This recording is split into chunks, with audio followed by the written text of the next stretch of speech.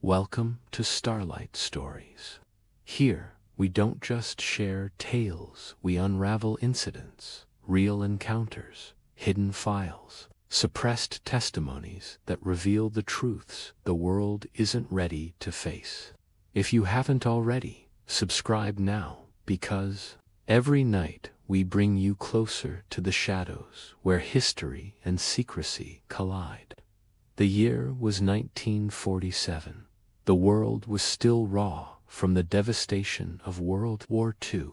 The Cold War was beginning to tighten its grip, an invisible chess match between the Soviet Union and the United States.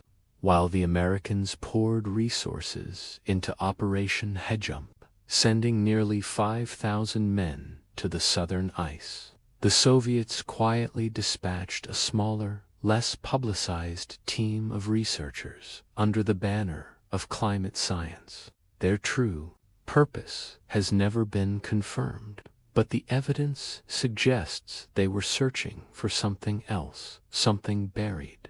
The outpost they established was little more than a cluster of prefabricated huts bolted into the permafrost near the region that decades later would be identified as Lake Vostok. Supplies were dropped in by aircraft, fuel drums rolled across the ice, and a handful of scientists and military radio operators braced themselves against months of total isolation. The cold was so severe that breath froze on mustaches like icicles. Diesel fuel thickened to jelly, and even simple tasks became dangerous in the ever-present -60 wind chill. At first, life at the outpost followed routine. Weather readings, core samples, long hours of static-filled communications with Moscow. But within weeks, something changed. The radio operators began to notice a peculiar interference creeping into their transmissions. Short bursts of static at irregular intervals, not unusual. At first, Antarctica is notorious for atmospheric distortion. But this was different. It repeated, it patterned. The bursts began aligning themselves into a rhythm. 3 seconds of noise, 3 seconds of silence. Over and over again. One operator, a 28-year-old named Yuri K., recorded the pattern in his logbook, describing it as not interference, but intent. Another man wrote more poetically, "It is as if the ice itself is breathing."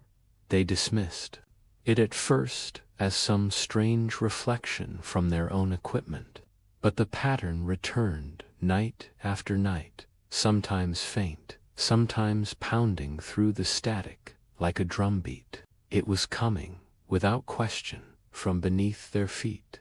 On January 24th, Yuri made a note that chilled even the most hardened men at the station. He wrote, "The signal has layers, a tone hidden inside the pulse. It vibrates in my teeth, feels like words I cannot understand."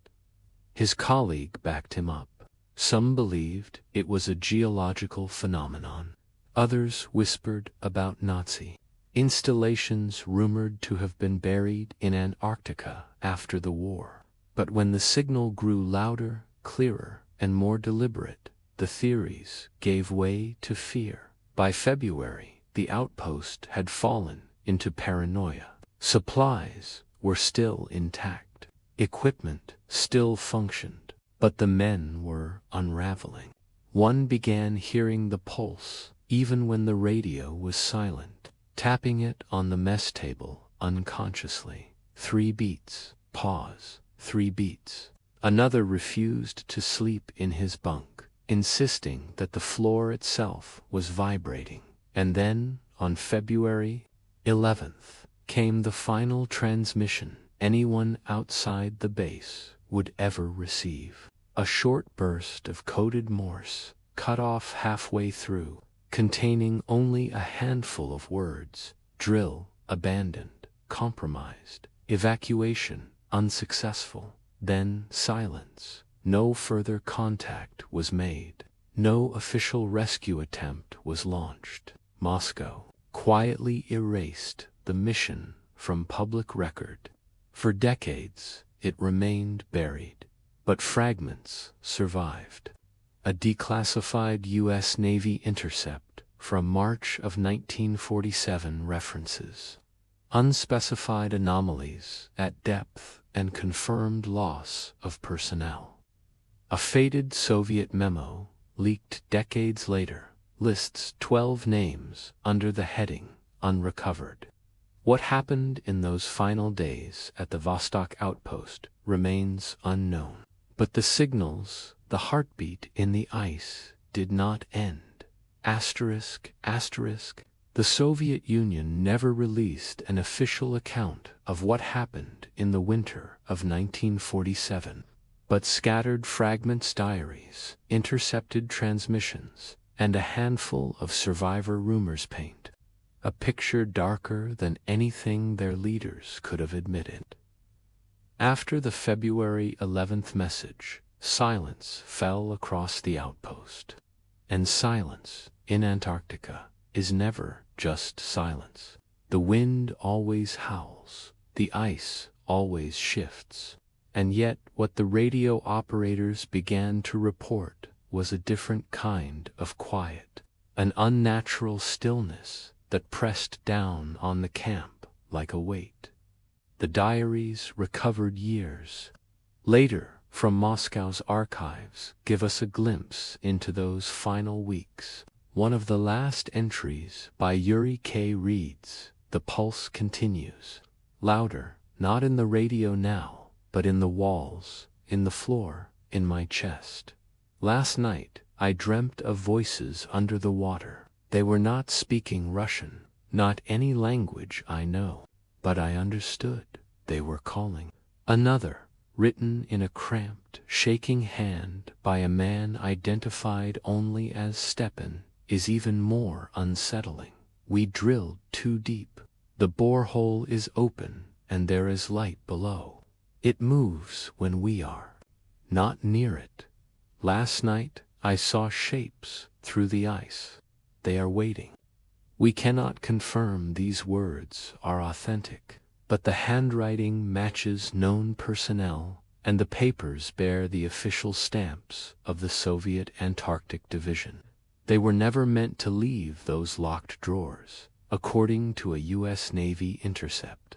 Dated March 3, 1947, the last clear Soviet cable about the base reported critical contamination of borehole and personnel collapse.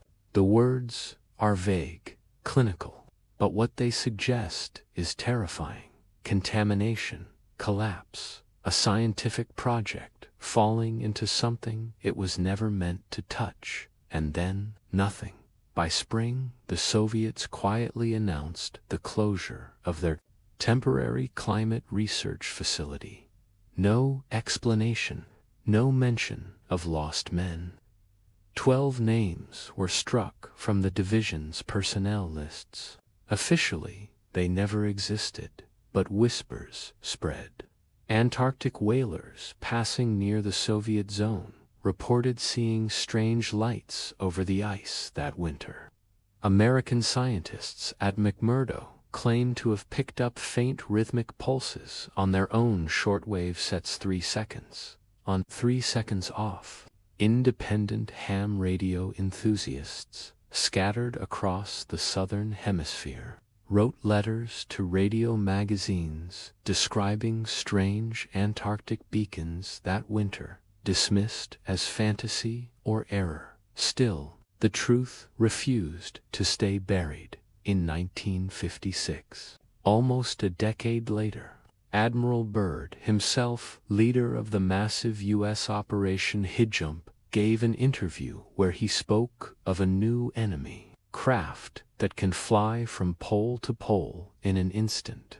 His words were quickly redacted in print, edited down to harmless talk of aviation.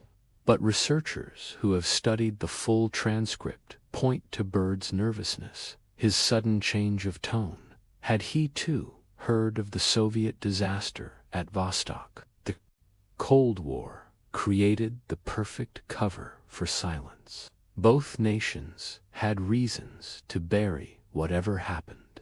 For the Soviets, it was a failed mission and the loss of valuable men. For the Americans, it was evidence that something beneath Antarctica was beyond human control. Yet every few years, faint traces surfaced. In 1962, a German defector claimed to have seen Soviet files describing non-human intelligences under Antarctic ice. He was dismissed as delusional.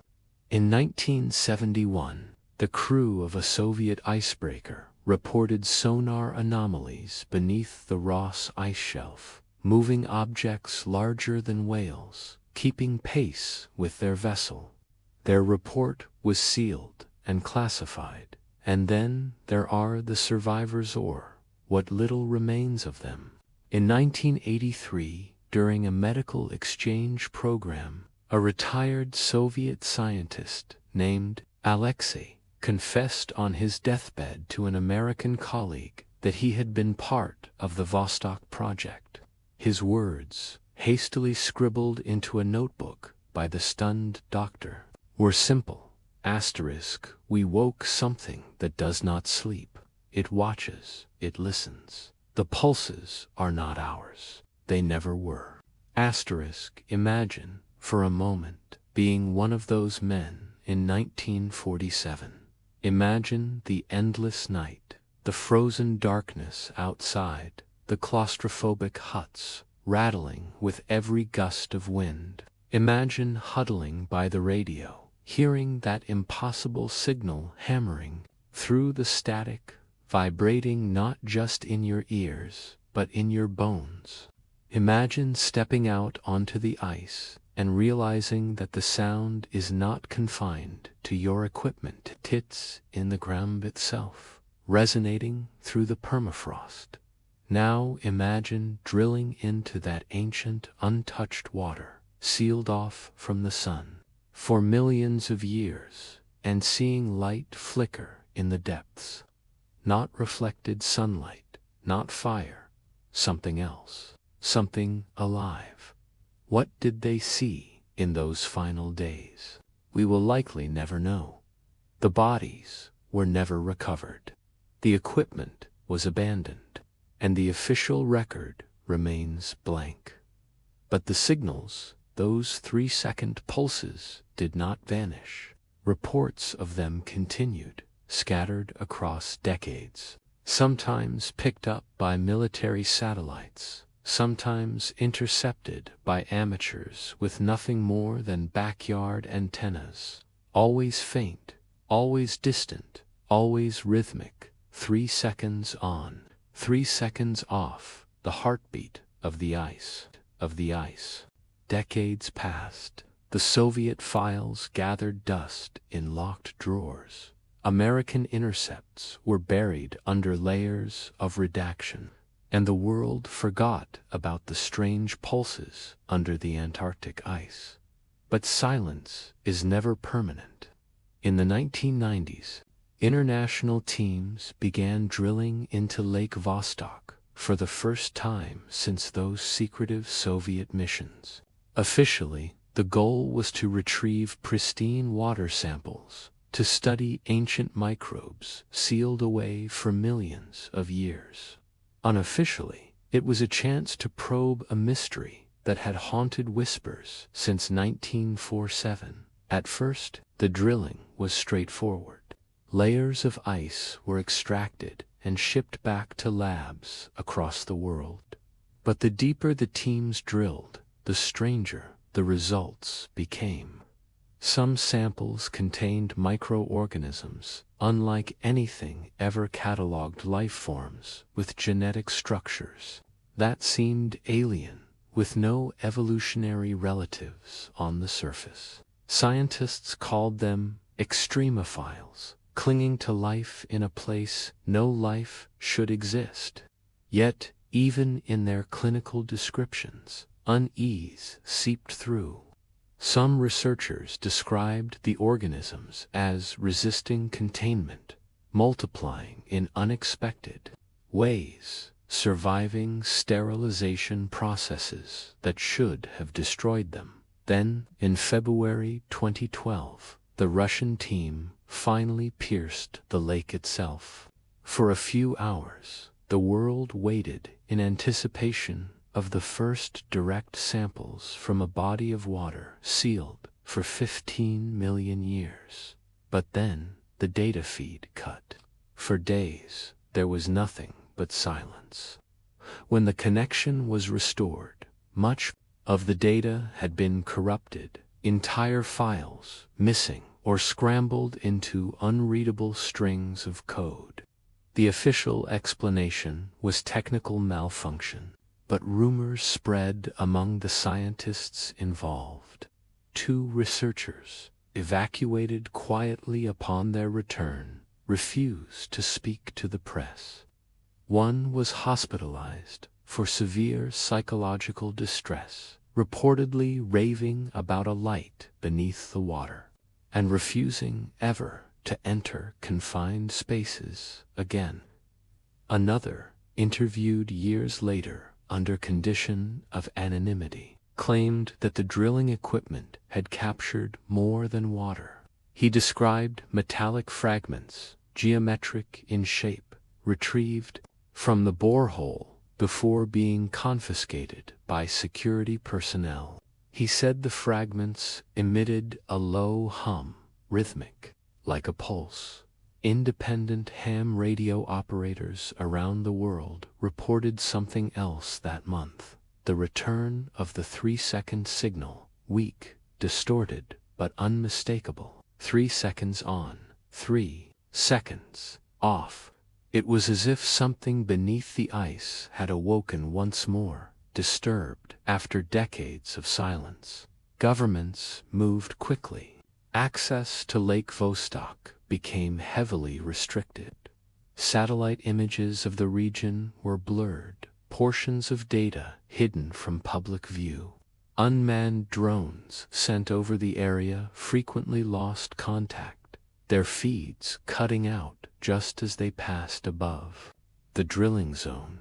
In 2016, a team of Australian researchers attempting to reach the lake through independent funding abruptly cancelled their mission, citing logistical challenges. Privately, one of the team members admitted they had been warned off by who he would not say, and still, the signals persisted. In 2017, an amateur radio enthusiast in Argentina recorded hours of faint pulses on the 6.7 MHz band. He shared his recordings online, and within days, his accounts vanished, his website replaced with an error message. In 2020, a Chilean pilot reported seeing a column of light rising through storm clouds while flying over the Antarctic coast. His testimony was dismissed as atmospheric reflection, but the patterns are there. They have always been there. The question is not whether something lies beneath the ice of Antarctica. The question is what. Scientists speak cautiously of geothermal vents, of unknown microbial ecosystems, of unique magnetic fields. Conspiracists whisper of ancient civilizations, of hidden bases, of entities that predate humanity itself. But the one detail that unites every account from 1947 to the present day is the pulse, the heartbeat of the ice. 3 seconds on, 3 seconds off. In 2022, a leaked audio file surfaced briefly on an encrypted forum, purportedly recorded at Palmer Station, a U.S. research facility in Antarctica. It contained a distress call. At first, only static. Then, a panicked voice. It's in the water. It's before the transmission cut to silence. Afterward came a low mechanical hum, steady and deep, repeating in the same 3-second rhythm. The file was scrubbed from the internet within hours. The accounts that shared it were deleted, but a handful of people still hold copies. What if Lake Vostok is not just a lake? What if it is a prison? What if the ice that seals it is not a natural barrier, but a lock, and every drilling attempt is another turn of the key? Something down there pulses still, not human, not natural, something older than our history, waiting beneath 2 miles of frozen silence. It called to the men of 1947. It calls still, and maybe, just maybe, it has already begun to listen back. 3 seconds on, 3 seconds off. The signal beneath the ice. Asterisk, asterisk, Chapter 2. The Black Pyramid of Antarctica. The first public spark came in 2012. Satellite images released on Google Earth showed 3 massive structures in Antarctica's Ellsworth Mountains. They weren't jagged ridges. They weren't soft snow dunes. They were triangular, with sharp angles and symmetrical faces. Immediately, conspiracy forums lit up. Some compared them to Egypt's Great Pyramid of Giza. Others pointed out that their angles were almost exact, near 60 degrees, consistent with pyramidal design, not random geology. But while the images spread across the internet, official voices rushed to dismiss them. Glacial peaks, nunataks, they called them mountains, poking through the ice sheet. Coincidence? Nothing more. But the fascination wouldn't die, because the truth is, whispers of pyramids in Antarctica go back far earlier. In the 1930s, during the Third Reich's Antarctic expeditions, maps of Queen Maud Land emerged, showing triangular mountains carefully noted by Nazi cartographers. Some claim Germany established bases there, fascinated by what they found.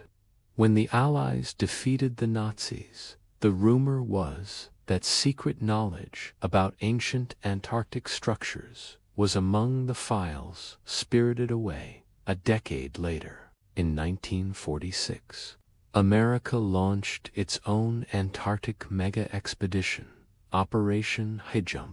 Officially, it was about training and mapping. Unofficially, some believe it was to investigate a mordant, perhaps seize whatever was hidden in the ice. The mission ended abruptly after only a few weeks. Admiral Byrd, its leader, gave an interview. Afterward, warning of a new enemy capable of flying from pole to pole at incredible speeds. The words were quickly censored. Strange coincidences, perhaps. But now, let's jump forward to a single man. In 2013, British climber William McKenna joined a private expedition near the Ellsworth Range. Experienced, rational, not a man prone to fantasy. His last radio transmission before vanishing was chilling. It isn't a mountain, it's hollow. There's a way in. His body was never recovered. Only his backpack was found, and investigators noted something odd. Its GPS unit had been wiped, not broken, but intentionally erased of coordinates. To this day, no official explanation has ever been given. The Black Pyramid remained an internet oddity until 2016, when leaked emails, allegedly from a European Space Agency scientist, surfaced briefly online. In them, one line stood out: higher resolution. Images of certain Antarctic anomalies have been restricted due to geometric formations inconsistent with glacial activity. The emails vanished quickly, accounts deleted. but screenshots survive, inconsistent with glacial activity. That's not the language of conspiracy theorists. That's the cautious phrasing of someone trained to measure facts, not fantasy. Then came the whistleblowers. A former U.S. contractor stationed at McMurdo Base gave an anonymous interview in 2017, describing how cargo flights were redirected to no-fly zones inland, guarded heavily by armed personnel. He said crates of equipment ground penetrating radar, excavation gear were flown out there. Not scientific tools for climate research, but tools for finding something beneath the surface. When pressed, he added only, it wasn't empty. A year later, a Chilean Air Force pilot flying a resupply route claimed to see lights through a storm emanating upward from the ground in the Ellsworth region. Not lightning, not reflection, a column of pale blue light. He filed his report, but his career ended weeks later with a sudden medical discharge. He never spoke publicly again. So what are we looking at here? Let's pause and consider the possibilities. Geologists argue the formations are natural nunataks, shaped by wind and erosion, yet their near-perfect symmetry raises eyebrows. Ancient civilization theorists suggest they are relic pyramids, far older than Giza, built by a lost culture that predated recorded history. Some push further still, claiming they are not relics at all, but functional beacons, repositories, or even machines still active beneath the ice. If that sounds too far-fetched, remember this: pyramids exist all over the world, separated by oceans and millennia. Egypt, Mesoamerica, China, even underwater structures off the coast of Japan. Why do humans, across time and distance, return to the pyramid form? Some say it's instinct, geometry, coincidence. Others believe we inherited the design from something older, something that left its mark on multiple continents, including one we rarely dare explore. Here's where things get even stranger. Researchers analyzing the Antarctic anomalies found their placement eerily aligned with global pyramid sites. Draw a line from Giza to Antarctica, and the ratio of its latitude matches within fractions of a degree. Coincidence, again, or part of a pattern? Some mathematicians suggest the Antarctic structures align on a grid, a planetary network of geometric markers. If so, the Black Pyramid might not be an isolated curiosity, it might be a keystone in something larger, stretching across the Earth. Then there are the disappearances. McKenna was not the only one. In 2001, a private expedition of 3 skiers vanished without trace near the same region. In 2010, a Norwegian team lost contact after reporting anomalous readings on their compasses. In both cases, official records cite weather as the cause. But in both cases, no remains were ever found. And the final layer, the part no one wants to admit, concerns secrecy. Why is Antarctica the most restricted continent on Earth? Nations that compete everywhere else cooperate there to maintain silence. Treaties prevent private exploration of many areas. Satellite images are blurred. Flights are restricted. The official excuse is environmental protection. But ask yourself, is that really enough to keep the world's greatest powers so quiet, so united, for so long? Or is there something else, something buried or towering worth protecting? The Black Pyramid may not be a myth. It may be a message carved in stone before we were born, a beacon or a warning left for a soar, left to keep something in. Because here's the detail that chills me most. A Russian scientist who left Antarctica in 2019 gave an anonymous statement to a European journalist. He claimed that ground radar scans had shown hollow chambers beneath one of the anomalies. When asked why the data was never published, he said, "Because it's not ours to publish. What we found, it's still active." Active. Think about that word. If true, then the Black Pyramid is not just a monument, not just stone, not just ice. Something lives, or hums, or waits within it. And if the lights seen by that Chilean pilot are real, maybe it has already stirred. So the next time you open Google Earth and your eyes drift to Antarctica's blank whiteness, remember this: the continent isn't empty. It isn't silent.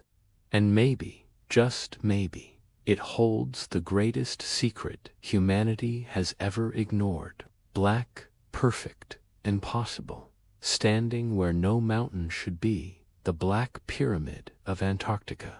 And if you listen closely enough, you might hear it waiting. Chapter 3. The Crash at Wilkes Land. The first hints came not in 1965, but in 1947, when Admiral Byrd returned from Operation Hijab. In hushed interviews, later censored, he spoke of objects that can fly from pole to pole at incredible speeds. At the time, no one believed him. But in 1965, U.S. satellites mapping gravitational anomalies detected something extraordinary. Under East Antarctica, a massive, dense object buried beneath the ice sheet.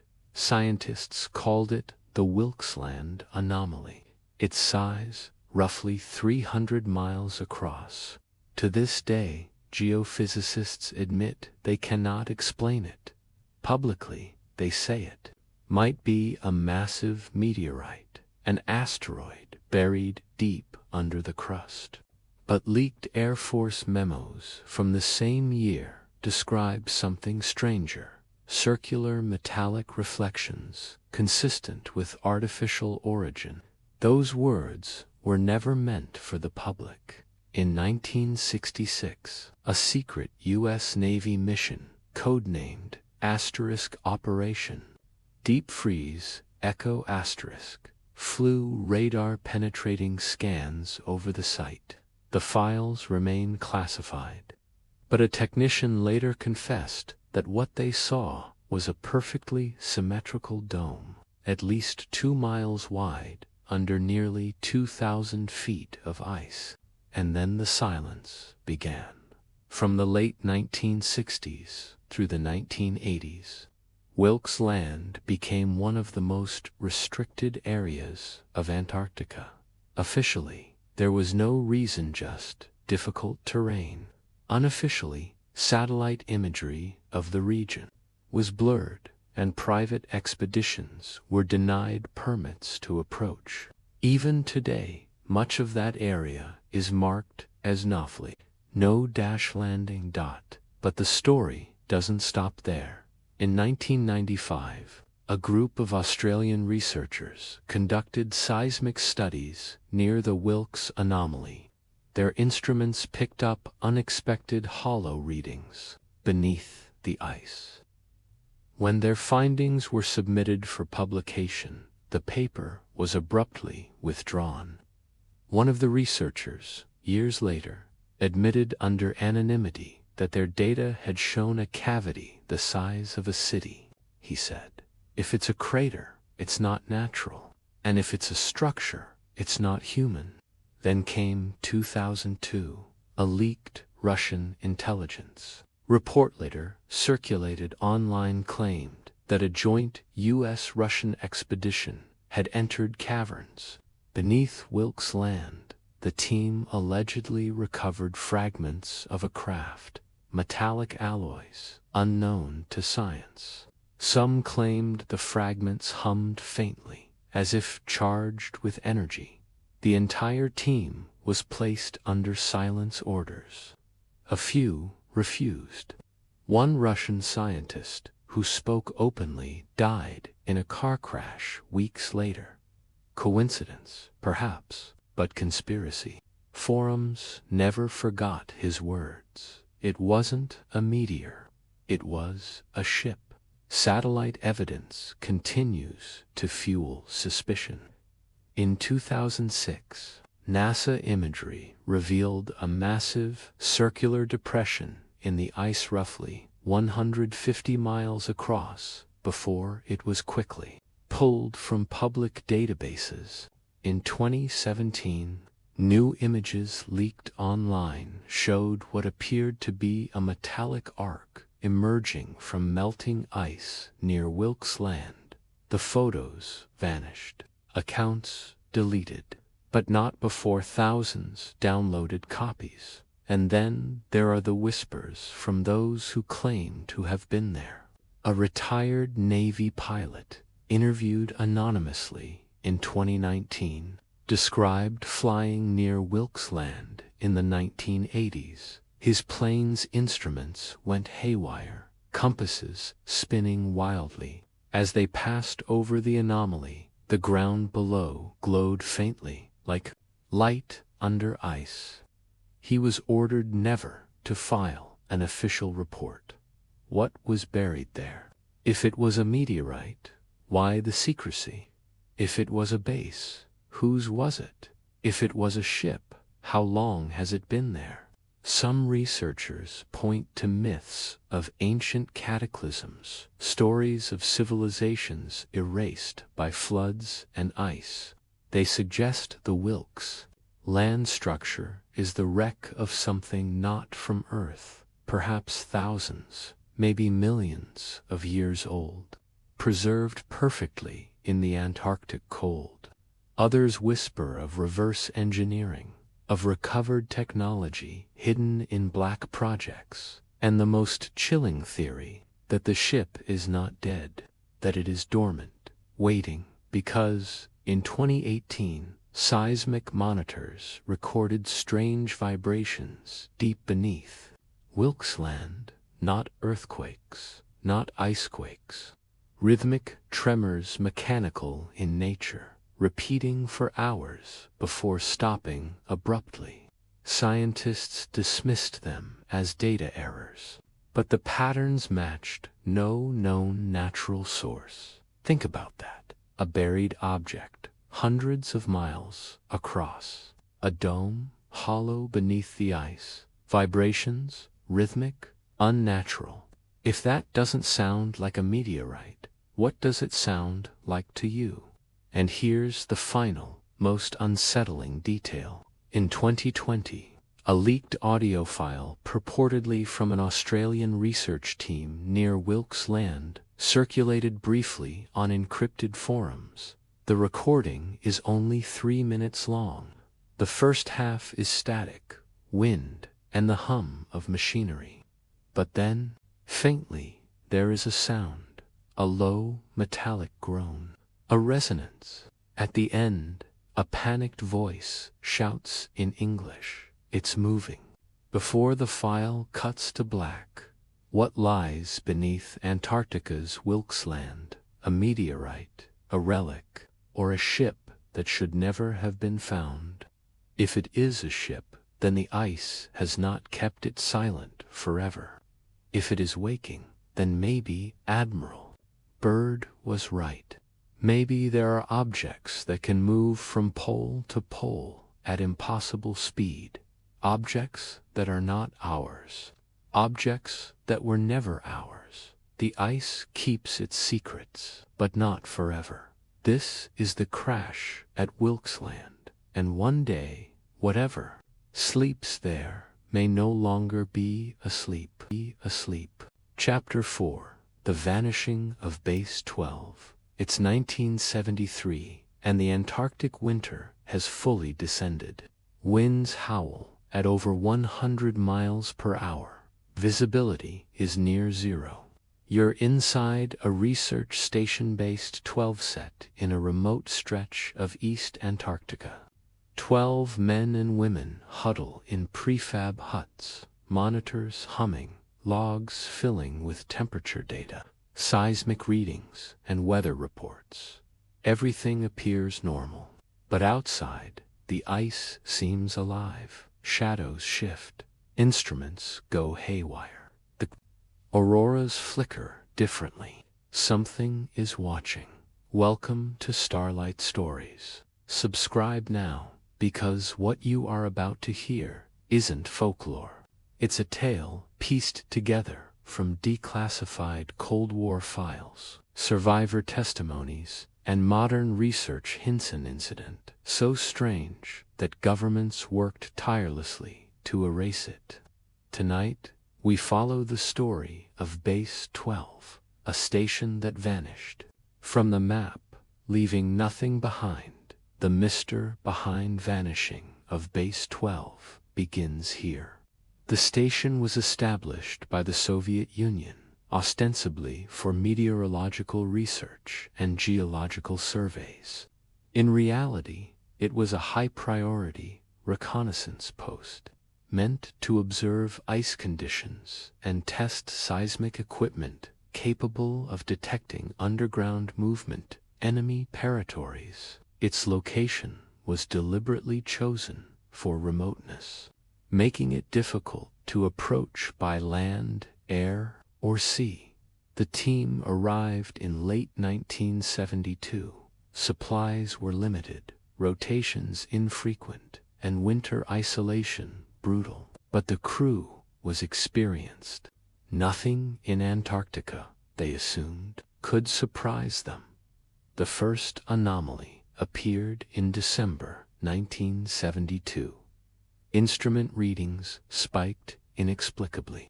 Seismic sensors detected rhythmic tremors deep beneath the ice, unlike any known glacial movement. Dr. Ivan Petrov, the station's geophysicist, noted, "It is as if the ice itself is breathing, but with intent." Other crew members laughed it off, attributing the readings to technical malfunctions. January brought worse. Radios began picking up faint signals, garbled speech, and strange tonal patterns. No one on the base was transmitting, yet the signals persisted, coming from coordinates beneath 1,500 feet of ice. Lieutenant Sergei Mikhailov, the radio officer, described it as someone or something calling from the ice. Then, strange weather patterns emerged. Sudden snow squalls localized around the station, impossible temperature drops, and auroras that danced directly over Base 12 as if focused. Multiple crew members reported feeling watched.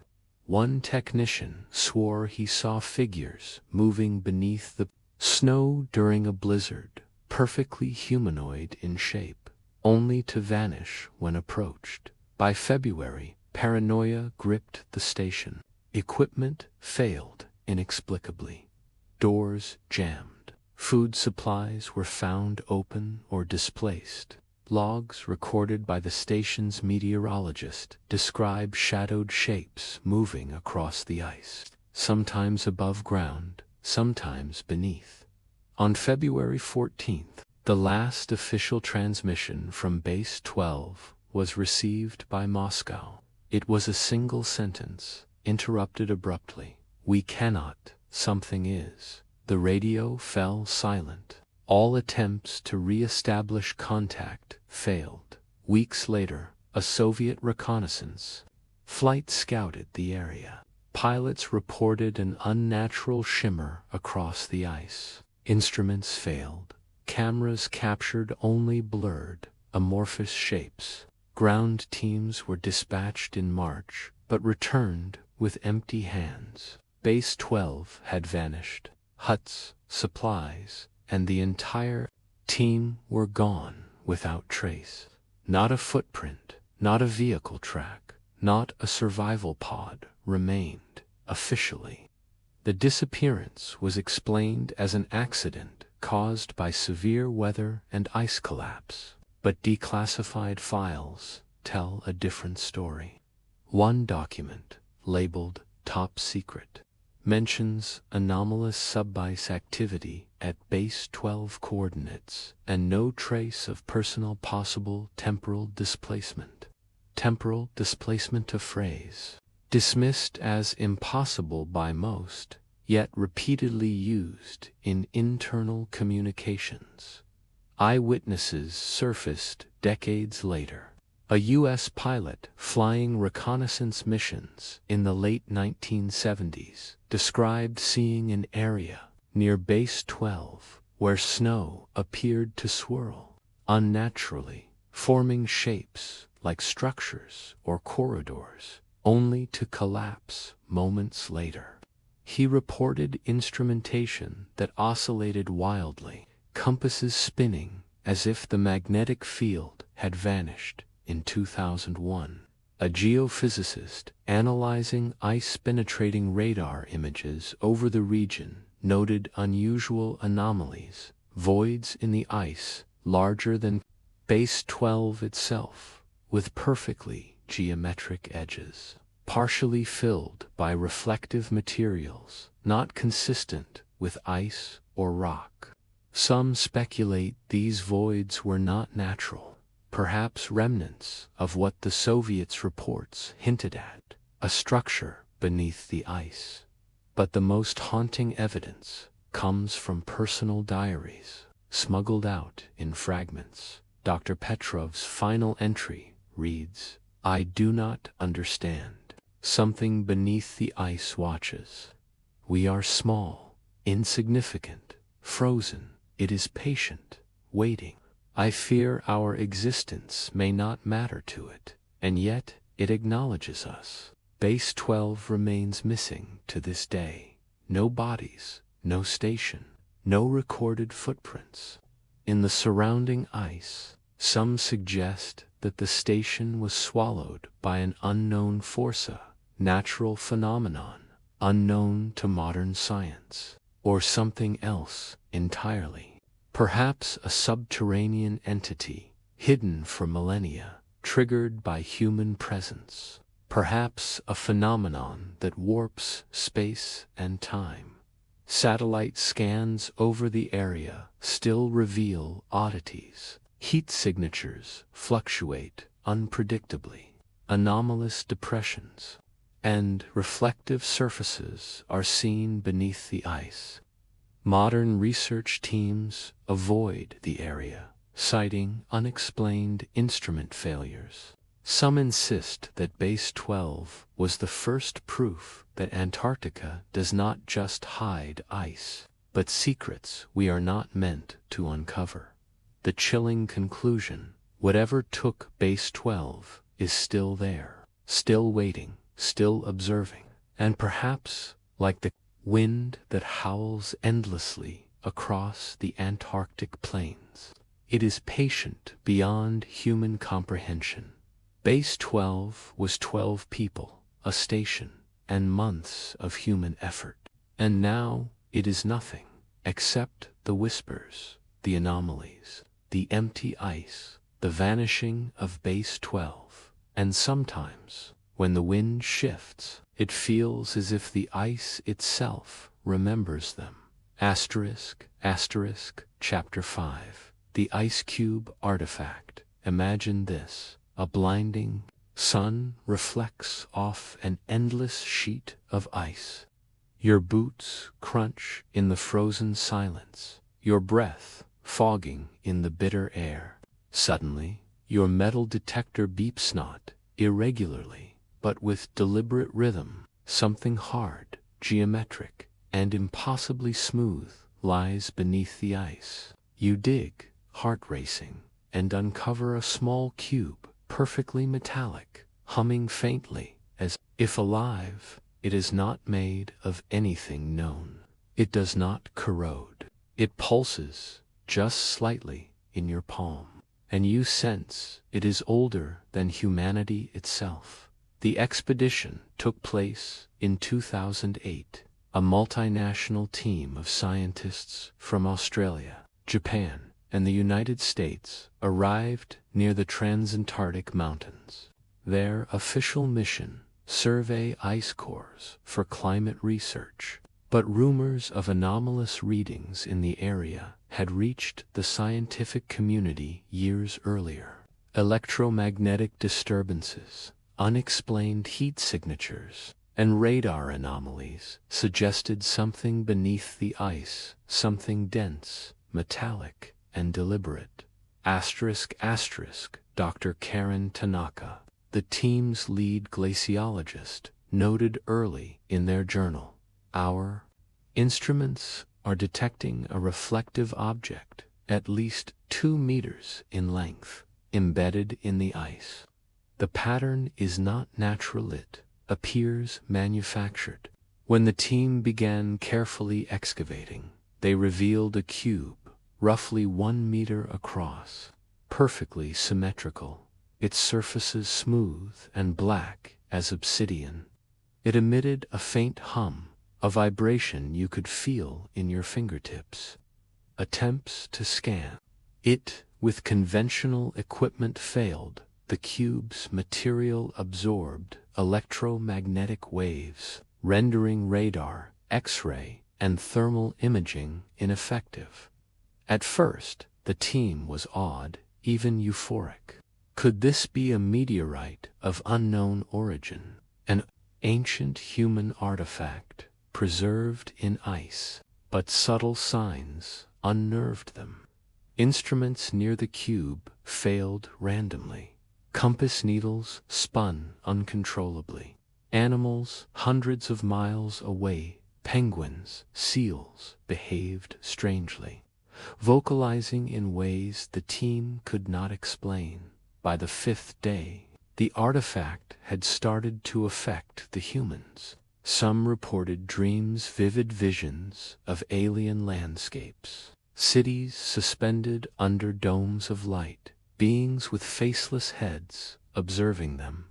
Others felt an almost telepathic pressure, as if the cube were aware of their thoughts. Dr. Tanaka wrote, "It is watching. I do not understand how, but it knows we are here." The tension escalated on day 8. Communications with the outside world became erratic. Satellite uplinks failed. Weather instruments recorded sudden storms, localized directly above the cube.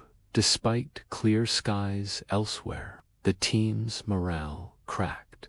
2 members were found sleepwalking at night, heading toward the cube, mumbling incoherent phrases in unknown languages. One morning, a small fracture appeared along one edge of the cube. A faint glow emanated from within, blue and liquid-like, swirling without movement. When touched, the surface felt simultaneously solid and soft. The hum increased, vibrating through bones. Some team members screamed in pain, clutching their ears, while others stared silently, entranced. Attempts to remove the cube failed. Helicopters lifted it, but the artifact's weight increased inexplicably mid-air, forcing the aircraft to land immediately. Ground crews reported tremors beneath their feet, synchronized with the cube's vibrations. Instruments measured electromagnetic pulses, strong enough to disrupt all nearby electronics. Leaked photographs of the site circulated briefly on encrypted forums. They showed a black cube, half buried in ice, glowing faintly, and the team surrounding it, some with expressions of awe, some of terror. Within days, the official expedition report was sanitized. All references to anomalous findings were removed. Satellite images were blurred, coordinates redacted, and then came the disappearances. In early 2009, Dr. Tanaka and 2 other team members vanished without trace. Their tents remained, supplies untouched, journals open. Only the cube remained, now completely refrozen into the ice.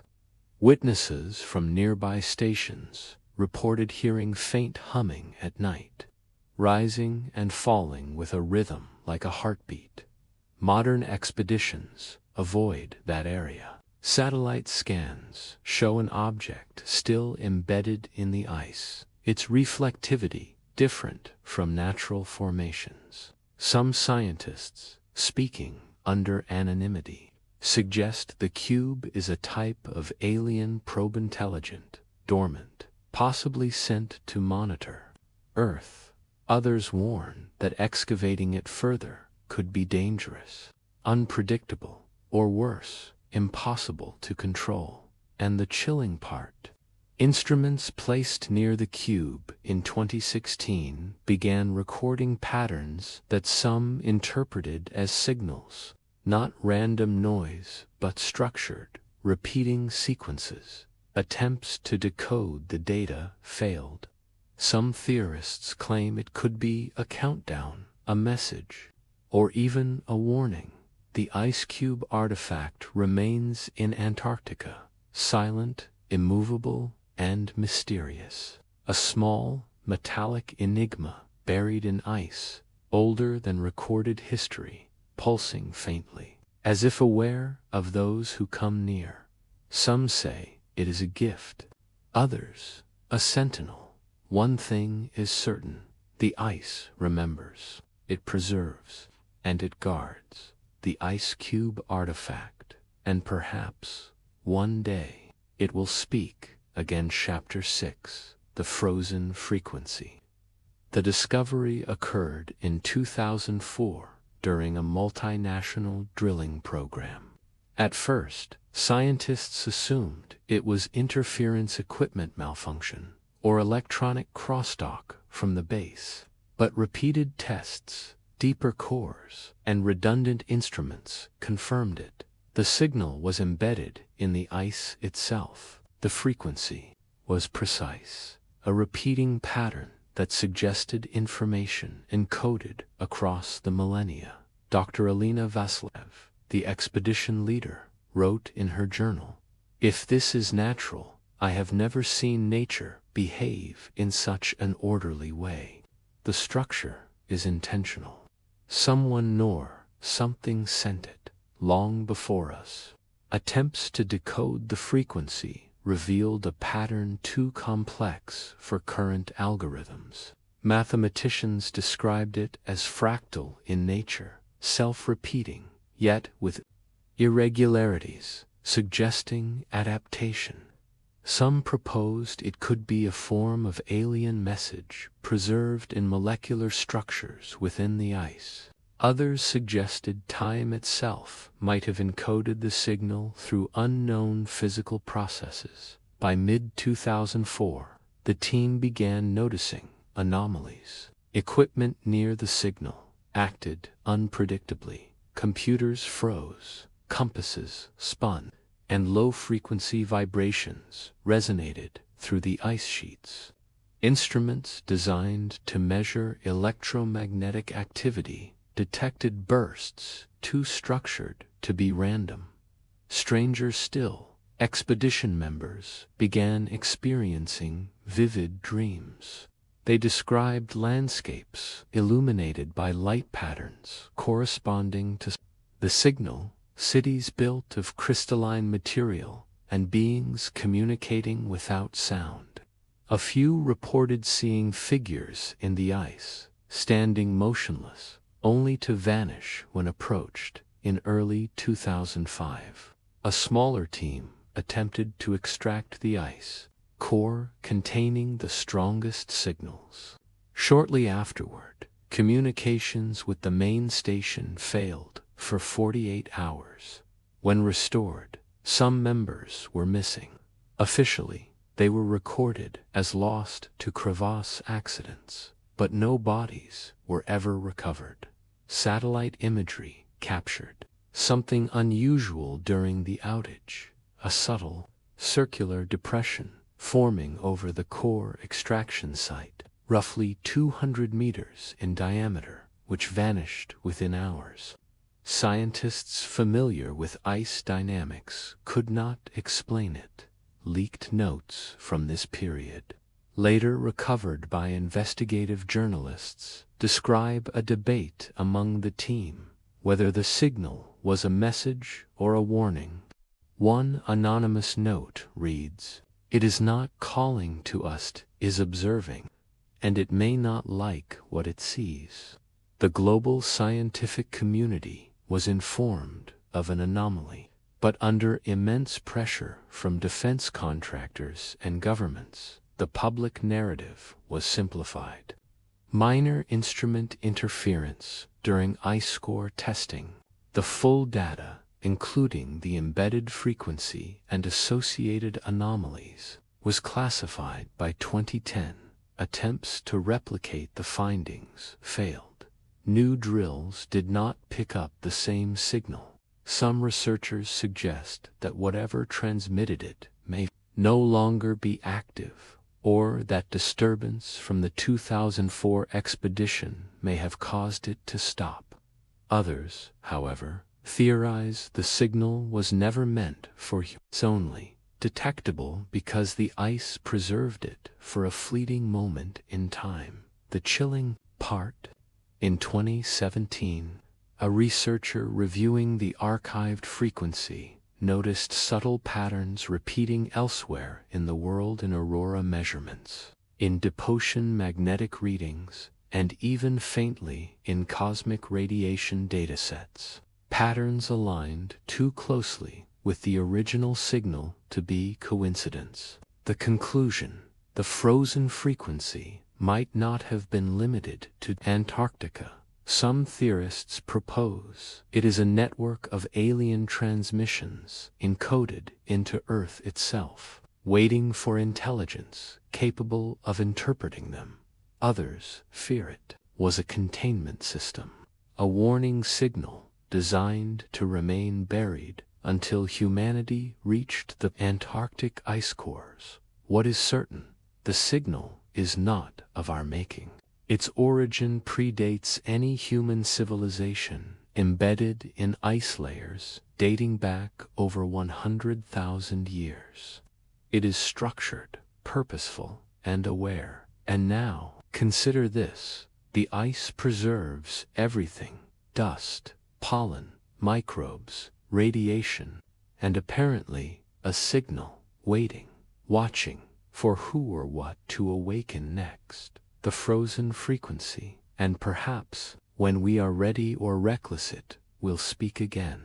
Asterisk, asterisk, Chapter 7, The Subice Biome. In 2010, an international team of biologists and geologists began drilling near the East Antarctic Plateau. Their mission: to study microbial life in subglacial lakes, isolated for millions of years. Officially, the goal was to understand extremophiles and potential analogs for life on icy exoplanets.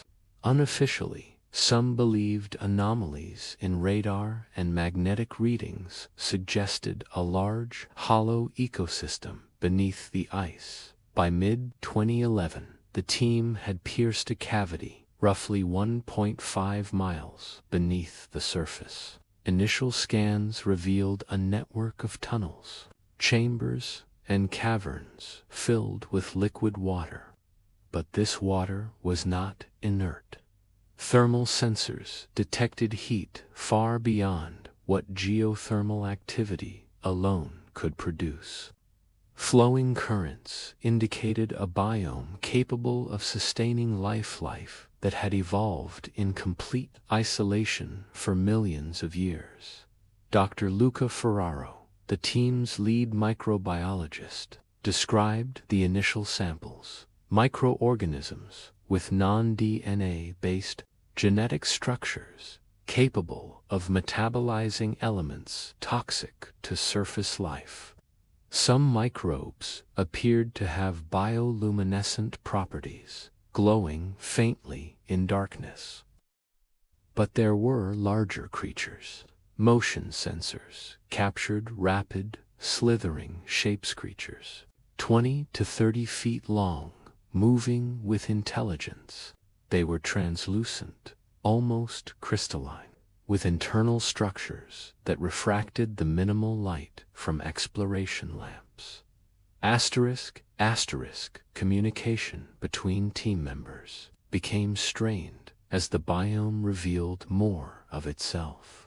Instruments failed near certain chambers, electronic pulses were scrambled. Sounds, low, resonant, and seemingly intentional, echoed through tunnels, even though no physical source was detected. Some team members described hearing whispers or echoes of their own thoughts, as if the biome were conscious and listening. On day 14, Dr. Ferraro and 2 colleagues entered a chamber with the strongest signs of life. Video footage, later leaked, shows them observing a circular pool filled with liquid bioluminescence. Shapes hovered just beneath the surface, moving with synchronization, forming patterns that resembled geometry or symbols. The team reported that the creatures reacted to their movements, adjusting their formations in response. By day 17, tension escalated. One researcher, Dr. Marisol Vega, disappeared while observing a side tunnel. The security cameras captured only faint, blurred motions, then nothing. Another team member, a geologist, claimed to have felt an icy touch on his shoulder, even though he was alone. Communications with the surface station began to fail intermittently, and satellite uplinks recorded bursts of unexplained energy interference above the site. Internal memos later leaked suggest that expedition leaders considered halting the mission, but curiosity and, perhaps, ambition. The team attempted to capture one of the larger creatures using remote nets. The operation failed. Sensors recorded violent energy pulses from the organism, knocking out nearby equipment and nearly causing the collapse of part of the tunnel system. By day 21, the expedition had become chaotic. Others began recording hallucinations, visions of towering crystalline structures rising into unseen skies, or beings observing them with unblinking, geometrically patterned eyes. Then, the most disturbing event occurred. On day 23, thermal sensors detected a rapid movement pattern across multiple chambers. Video cameras captured shadows moving with impossible speed, some seemingly passing through walls. When the team attempted to retreat, the ice itself seemed to shift. Small tremors, creaks, and collapses, trapping several researchers temporarily. They emerged, shaken but unharmed, and one recorded statement said, "It knows we are here. It knows we have seen it, and it does not want us to leave." The final transmission from the site was garbled but terrifying. Dr. Ferraro's voice trembled. "The biome, it's intelligent, it's adapting. Do not send anyone else." It followed by static. When a recovery team arrived weeks later, the tunnels had partially collapsed. Some chambers were entirely inaccessible, and several expedition members were missing. Those who returned refused to speak publicly.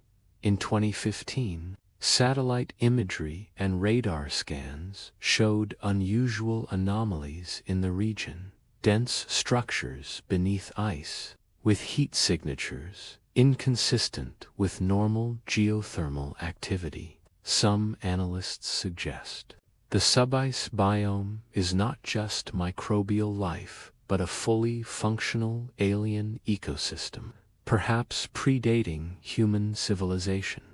Scientists theorize that life in the biome evolved under conditions of extreme pressure, cold, and isolation, resulting in intelligence that humans cannot comprehend. Perhaps it communicates in ways we cannot perceive, or manipulates its environment to remain hidden. And the scariest thought, the biome is vast. The ice above is millions of years old. It has observed Earth through countless glacial cycles, long before humans walked its surface. Whatever exists beneath Antarctica is patient, resilient, and aware. And one day, if it chooses, it may reveal itself again. The subice biome, and perhaps beneath the frozen silence of Antarctica, it is still watching.